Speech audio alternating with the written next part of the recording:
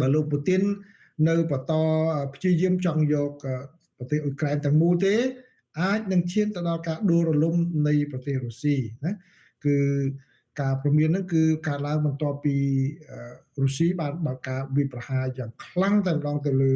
ប្រទេសអ៊ុយក្រែនកាលពីយប់ថ្ងៃសុក្រចូលថ្ងៃសំទោសយប់ថ្ងៃសៅរ៍ចូលថ្ងៃអាទិត្យហើយបណ្ដាលឲ្យមានអ្នកស្លាប់នៅក្នុងនោះផងដែរហើយគេបានរិះគន់លោកប្រធានាធិបតីថាមិនបានចេញប្រតិកម្មអ្វីនៅឡើយទាក់ទងនឹងរឿងហ្នឹងប៉ុន្តែឥឡូវលើមុននេះប្រហែលម៉ោងគឺលោកប្រធានាធិបតីបានចេញប្រតិកម្មហើយដោយលោកបានសរសេរនៅក្នុងសារបណ្ដាញសង្គមរបស់លោកថាលោកមានតំណែងតំណងល្អមានជាមួយនឹងលោក Vladimir Putin នៃប្រទេសរុស្ស៊ីប៉ុន្តែលោកបានថាមានរឿងអីកើតឡើងចំពោះលោក Putin នោះទេលោក Putin ពិតជាឈួតមែន he's crazy គាត់ប្រាប់ពីយ៉ាងគាត់លោក Putin ឈួតមែនតែនហើយគឺលោក Putin ហ្នឹងគឺកំពុងតែសម្លាប់មនុស្សជាច្រើនដោយមិនជាចាំបាច់សោះតែម្ដងគឺមនុស្សច្រើនណាស់ស្លាប់មិនថាតែទាហានទេសូម្បីស៊ីវិលក៏ស្លាប់ដែរនេះគឺសាររបស់លោកប្រធានាធិបតីលោកថាអញ្ចឹងគឺការដែលលោកបានឆ្លើយដូចនេះគឺលោកបានប្រាប់អ្នកសារព័ត៌មានគឺក្រោយពីការទម្លាក់ក្របបែកហ្នឹងហើយនៅពេលដែលអ្នកសារព័ត៌មានសួរថាអញ្ចឹងបើអញ្ចឹងតើលោកប្រធានាធិបតីក្រុងតែនឹងដាក់ទណ្ឌកម្មបន្ថែមទៅលើរុស្ស៊ីទេពេលហ្នឹងលោកប្រធានាធិបតីក៏បានឆ្លើយថាឥឡូវនេះលោកកំពុងតែពិចារណាណាកំពុងពិចារណាដាក់ទណ្ឌកម្មធ្ងន់ធ្ងរបន្ថែមទៀតទៅលើប្រទេសរុស្ស៊ីគឺថាពិតជាអញ្ចឹងមែនពីព្រោះអីមានមនុស្សស្លាប់ច្រើនណាស់ដោយសារការវាយប្រហារហ្នឹងហើយខ្ញុំសូមជូនសារបាននឹងតិចពីការវាយប្រហារពីយប់ថ្ងៃសៅរ៍ចូលថ្ងៃអាទិត្យហ្នឹងគឺរុស្ស៊ីបានវាយប្រហារដោយ drone ជាច្រើនហើយនឹងមានការបាញ់កាំជ្រួចផងដែរគឺទោះបីជាព្រឹត្តិការណ៍ហ្នឹងកើតឡើងយើងនៅចាំបានក្នុង3ថ្ងៃកន្លងមកនេះគឺអ៊ុយក្រែនហើយនិងរុស្ស៊ីបានដោះដូរឆ្លើយសឹកគ្នា 1000 ម្នាក់សងខាងគឺថាអ៊ុយក្រែនដោះលែងឆ្លើយសឹករបស់រុស្ស៊ី 1000 រុស្ស៊ីដោះលែងឆ្លើយសឹកអ៊ុយក្រែន 1000 ចាប់បានច្រើនណា1000ច្រើនណាដល់លែងគ្នាហើយស្រាប់តែរុស្ស៊ីបង្ការវាយប្រហារដោយ drone ផង missile ផងហ្នឹងដោយ barrage មកគឺសរុបប្រមាណជា400គ្រឿងបាញ់មកខ្លាំងណាស់ហើយដូចជាអ្នកស្លាប់ហ្នឹងគឺរហូតដល់18នាក់ជនស៊ីវិលស្លាប់រហូតដល់18នាក់នោះគឺការវាយប្រហារហ្នឹងបើតាមខាងកងទ័ពអាកាសរបស់អ៊ុយក្រែនក៏បានសរសេរបង្ហោះទៅលើសារ Telegram លោកថាគឺមានចំនួន367គ្រឿង367គ្រឿងឯណោះច្រើនណាស់ជិត400គ្រឿងក្នុងនោះមានមីស៊ីលធំប្រភេទ Iskander ហ្នឹងចំនួន9គ្រាប់ហើយមាន cruise missile ហ្នឹងចំនួន50ដែលបាញ់មីស៊ីលពីនាវាមកគឺ56គ្រាប់56គ្រាប់ហើយកំជ្រួចផ្លូវអាកាសហ្នឹង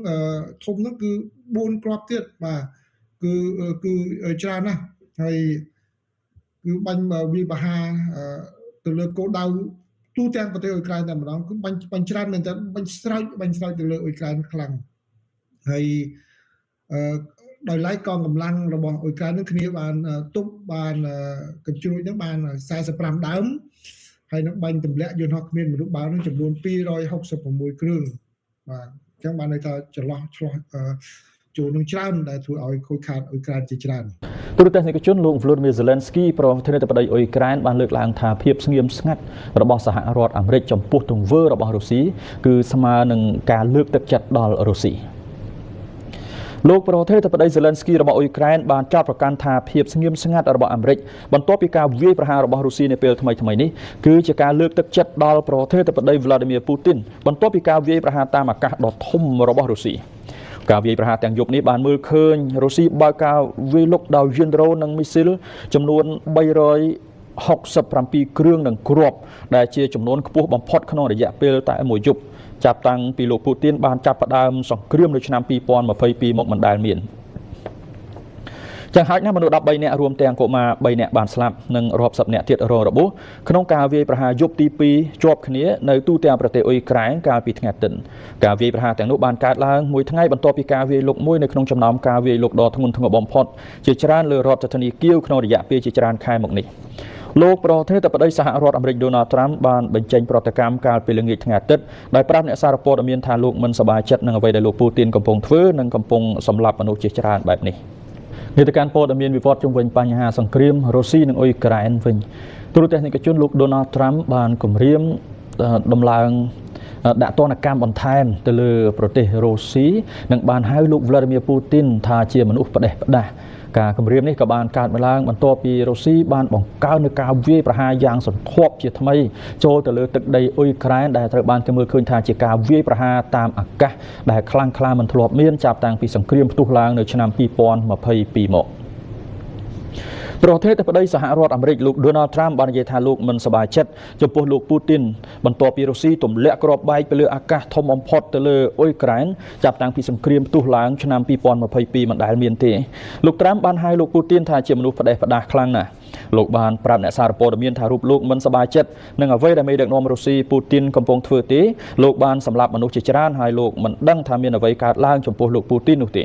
លោកបានស្គាល់លោក Putin យូរហើយតែងតែមានទំនាក់ទំនងល្អជាមួយគ្នាប៉ុន្តែប្រធានាធិបតីរុស្ស៊ីរូបនេះបានបញ្ជូនគ្រាប់រ៉ុកែតចូលទៅក្នុងទីក្រុងនានារបស់អ៊ុយក្រែននិងសម្លាប់មនុស្សជាច្រើនហើយលោកមិនចូលចិត្តចំពោះរឿងនេះទាល់តែសោះចាប់តាំងពីថ្ងៃសុក្រសប្តាហ៍មុនមកការវាយប្រហាររបស់រុស្ស៊ីបានបណ្ដាលឲ្យមនុស្ស13នាក់ស្លាប់និង56នាក់រងរបួសនៅអ៊ុយក្រែនលោកប្រធានាធិបតីអាមេរិករូបនេះបានគម្រាមដាក់ទណ្ឌកម្មបន្ថែមទៀតលើរុស្ស៊ីស្របពេលលោកប្រធានាធិបតី Zelensky បានបង្ហាញនៅកញ្ចប់ទណ្ឌកម្មថ្មីចំណាត់ការថ្មីនេះកើតឡើងស្របពេលប្រេសិតពិសេសអាមេរិកលោកឧត្តមសេនីយ៍ឯក Kate Kellogg បានអំពាវនាវមានបទឈប់បាញ់មួយហើយបាននិយាយថាការសម្លាប់ស្ត្រីនិងកុមារដោយមិនរើសមុខនៅពេលយប់ក្នុងផ្ទះរបស់ពួកគេបែបនេះគឺជាការរំលោភយ៉ាងច្បាស់លើពិធីសារសន្តិភាពទីក្រុងហ្សឺណែវឆ្នាំ1977ដែលត្រូវបានបង្កើតឡើងដើម្បីការពារជនស្លូតត្រង់ទូរទស្សនិកជនគេបានមើលឃើញថាការវាយប្រហារដ៏សន្ធាប់របស់រុស្ស៊ីកើតឡើងលើអ៊ុយក្រែននេះក៏បានកើតមានឡើងបន្ទាប់ពីភាគីចំនួនទាំងពីរបានដោះដូរអ្នកទោសបាទជាមួយគ្នាឬក៏គេហៅថាឆ្លើយសឹកបាទជាមួយគ្នាក្នុងចំនួនច្រើនបំផុតមិនធ្លាប់មានចាប់តាំងពីសង្គ្រាមនេះបានផ្ទុះឡើងប្រទេសអ៊ុយក្រែននិងរុស្ស៊ីបានបញ្ចប់ការដោះដូរឆ្លើយសឹករយៈពេល3ថ្ងៃហើយភាគីម្ខាងបានដោះដូរមនុស្ស1000នាក់នៅក្នុងការដោះដូរច្រើនបំផុតបាទចាប់តាំងពីរុស្ស៊ីបង្កើតសង្គ្រាមនេះនៅឆ្នាំ2022មកមិនដែលមានទេអ៊ុយក្រែននិងរុស្ស៊ីបានប្រកាសនៅថ្ងៃអាទិត្យជាថ្ងៃចុងក្រោយនៃការដោះដូរថាភាគីម្ខាងបានដោះលែងសមាជិកយោធាចំនួន303នាក់កាលពីថ្ងៃមុននេះប្រទេសទាំងពីរបានព្រមព្រៀងលើការដោះដូរនេះនៅក្នុងអំឡុងពេលកិច្ចចរចាផ្ទាល់នៅក្នុងទីក្រុងអ៊ីស្តង់ប៊ុលប្រទេសទួរគីកាលពីថ្ងៃ16ឧសភានោះគឺជាជំនួបទល់មុខគ្នាលើកដំបូងហើយរវាងអ៊ុយក្រែននិងរុស្ស៊ីនៅក្នុងរយៈពេលប្រហែល3ឆ្នាំមកនេះប្រធានាធិបតីអ៊ុយក្រែន Volodymyr Zelensky បានសរសេរនៅលើបណ្ដាញទំនាក់ទំនងសង្គមដោយសន្យាថានឹងនាំយកជនរួមជាតិរបស់លោកដែលជាប់ឃុំនៅរុស្ស៊ីត្រឡប់មកវិញទន្ទឹមនឹងនេះរុស្ស៊ីក៏បានវាយប្រហារដោយយានដ្រូននិងមីស៊ីលលើអ៊ុយក្រែនចាប់តាំងពីយប់ថ្ងៃសៅរ៍រហូតដល់ថ្ងៃអាទិត្យផងដែរតំបន់រងគ្រោះរួមមានទាំងរដ្ឋធានីគៀវនិងតំបន់ភាគពីយប់ Zhytomyr ដែលមនុស្សយ៉ាងហោចណាស់13នាក់ស្លាប់ក្នុងនោះមានកុមារ3នាក់ការវាយប្រហារនេះមានយានដ្រូនជាង300គ្រឿងនិងមីស៊ីលជិត70គ្រាប់រួមទាំងគ្រាប់ផ្លោងជាច្រើនទៀតនៅចំពោះមុខការគម្រាមកំហែងដែលចេះតែបន្តកើនឡើងពីរុស្ស៊ីចំពោះសម្ព័ន្ធយោធា NATO ខាងអាល្លឺម៉ង់ឯនេះប្រមុខការពារជាតិរបស់អាល្លឺម៉ង់បានបញ្ជាឲ្យពង្រីកសមត្ថភាពធ្វើសង្គ្រាមឲ្យបានឆាប់រហ័សប្រមុខការពារជាតិអាល្លឺម៉ង់លោក Carsten Breuer បានបញ្ជាឲ្យយោធាអាល្លឺម៉ង់បំពាក់សព្វាវុធនិងគ្រឿងយុទ្ធឧបករណ៍ផ្សេងៗទៀតដើម្បីពង្រីកសមត្ថភាពធ្វើសង្គ្រាមឲ្យបានឆាប់រហ័សយ៉ាងយូរនៅឆ្នាំ2029នេះយោងតាមឯកសារមួយមើលឃើញដោយសារព័ត៌មានកាលពីថ្ងៃអាទិត្យ25ឧសភាយោងតាមការប៉ាន់ប្រមាណរបស់លោក Breuer និងក្រុមមន្ត្រីយោធាជាន់ខ្ពស់ផ្សេងទៀតនៅអង្គការ NATO បានឲ្យដឹងថាឆ្នាំ2029រុស្ស៊ីអាចនឹងបង្កើតកងកម្លាំងឡើងវិញគ្រប់គ្រាន់ដើម្បីវាយប្រហារទឹកដី NATO ឯកសារចុងក្រោយបង្អស់ដែលមានចំណងជើងថាសេចក្តីណែនាំអធិភាពសម្រាប់ការពង្រឹងការត្រៀមខ្លួនដែលលោក Breuer បានចុះហត្ថលេខាកាលពីថ្ងៃ19ឧសភាបាននិយាយថាអាល្លឺម៉ង់នឹងសម្រេចបាននូវគោលដៅនោះដែលមានជំនួយពីមូលនិធិដែលអាចរកបានពីការបន្ធូរបន្ថយបំណុលរបស់ប្រទេសនៅក្នុងខែមីនានៅក្នុងសេចក្តីណែនាំលោក Breuer កំណត់អធិភាពសម្រាប់សភាវុធដែលគួរទទួលបានឬអភិវឌ្ឍជាបន្តបំផុតដោយឆ្លុះបញ្ចាំងពីផ្នែកអធិភាពដែលអង្គការ NATO បានដាក់ចេញពីមុននៅក្នុងចំណោមនោះលោក Breuer បានរាយបញ្ជីការពង្រឹងប្រព័ន្ធការពារដែនអាកាសដ៏ទន់ខ្សោយរបស់អាល្លឺម៉ង់ពិសេសសម្រាប់ការស្ទាក់ចាប់យានដ្រូន កាលពីឆ្នាំមុនប្រពន្ធព័ត៌មានបានប្រាប់ Reuters ថាអង្គការ NATO នឹងស្នើឲ្យទីក្រុង Berlin បង្កើនយ៉ាងហោចណាស់4ដងនៃការការពារដែនអាកាសរបស់ខ្លួនរាប់ចាប់ពីប្រព័ន្ធចម្ងាយឆ្ងាយដូចជា Missile Patriot រហូតដល់ប្រព័ន្ធចម្ងាយខ្លីជាដើមបន្ថែមពីលើការជំរុញឲ្យស្តុកគ្រាប់របស់អាល្លឺម៉ង់ដែលត្រូវបំពេញបន្ថែមលោក Brewer ក៏បញ្ជាឲ្យទីក្រុង Berlin បង្កើនគោលដៅស្តុកទុកសម្រាប់គ្រាប់រំសេវគ្រប់ប្រភេទផងដែរទូរទស្សនិកជនយោធាសហរដ្ឋអាមេរិកចំណាយប្រាក់$6,000 លាននៅក្នុងរយៈពេល3ឆ្នាំចុងក្រោយនេះដើម្បីជួលនិងរក្សាទុកកងទ័ព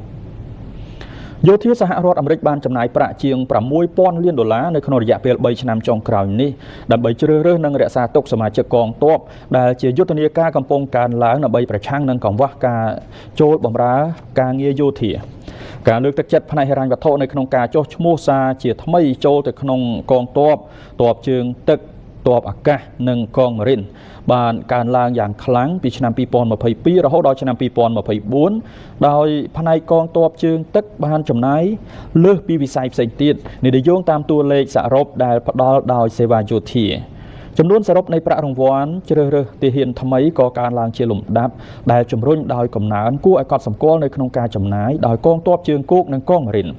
សេវាយោធាអាមេរិកបានចាយប្រាក់ជាប្រចាំនៅក្នុងប្រាក់រង្វាន់នៃការជ្រើសរើសថ្មីនិងរក្សាទុកទ័ពអស់ជាច្រើនឆ្នាំមកហើយប៉ុន្តែចំនួនសរុបបានកើនឡើងខ្លាំងនៅពេលថ្នាក់ដឹកនាំមន្ទីរបញ្ចកោណព្យាយាមបង្កើនការចុះឈ្មោះចូលបម្រើការងារដែលបានធ្លាក់ចុះជាពិសេសដោយសារការរឹតបន្តឹងនៃជំងឺរាតត្បាត COVID-19 លោកប្រធានាធិបតី Donald Trump និងរដ្ឋមន្ត្រីការពារជាតិលោក Pete Hegseth បានអះអាងម្ដងហើយម្ដងទៀតចំពោះការជាប់ឆ្នោតរបស់លោក Trump ថាជាហេតុផលសម្រាប់ការបង្កើនការជួលទ័ពប៉ុន្តែការបង្កើនកម្រិតចូលបម្រើយោធានេះបានចាប់ផ្ដើមជាយូរមកហើយមុនខែវិច្ឆិកាឆ្នាំមុនទៅទៀតកងទ័ពដែលជាសេវាដ៏ធំបំផុតរបស់យោធាបានចំណាយប្រាក់បន្ថែមលើការជ្រើសរើសបុគ្គលិកនៅក្នុងឆ្នាំ2022និងឆ្នាំ2024ជាងវិស័យផ្សេងទៀតប៉ុន្តែផ្នែកនេះត្រូវបានបង្កើនកាន់តែខ្លាំងដោយកងទ័ពជើងទឹកនៅក្នុងឆ្នាំ2023នៅពេលសេវាដែនសមុទ្រកំពុងជំនះការខ្វះខាតនៅក្នុងការចូលបម្រើការងារដ៏ធំរដ្ឋបាលរបស់លោក Donald Trump ប្រធានាធិបតីសហរដ្ឋអាមេរិកបានដាក់ការរដ្ឋបិទចំពោះអ្នកសារព័ត៌មានដែលចូលទៅក្នុងទីតាំងមន្ទីរបញ្ចកោណរបស់សហរដ្ឋអាមេរិករដ្ឋមន្ត្រីការពារជាតិអាមេរិកលោក Pete Hegseth នៅថ្ងៃសុក្រសប្តាហ៍មុននេះបានចេញបទបញ្ជារដ្ឋបិទដែលតម្រូវឲ្យអ្នកកាសែតត្រូវមានមន្ត្រីអមដំណើរនាំផ្លូវនៅក្នុងអគារមន្ទីរបញ្ចកោណភាគច្រើនដែលជាការរឹតបន្តឹងចុងក្រោយបំផុតនៃសកម្មភាពដាក់កម្រិតរបស់រដ្ឋបាលរបស់លោកប្រធានាធិបតី Donald Trump ដែលធ្វើឡើងលើបណ្ដាញសារព័ត៌មានវិធានការដែលចូលជាធរមានភ្លាមនោះរារាំងអ្នកយកព័ត៌មានដែលមានការទទួលស្គាល់មិនឲ្យចេញចូលដោយសេរីពីផ្នែកភាគច្រើននៅក្នុងទីស្នាក់ការកណ្ដាលនៃក្រសួងការពារជាតិនៅក្នុងទីក្រុង Arlington រដ្ឋ Virginia លុះត្រាតែពួកគេមានការយល់ព្រមជាផ្លូវការនិងមានអ្នកនាំផ្លូវអមជាមួយលោក Hegseth បាននិយាយនៅក្នុងអនុសរណៈថា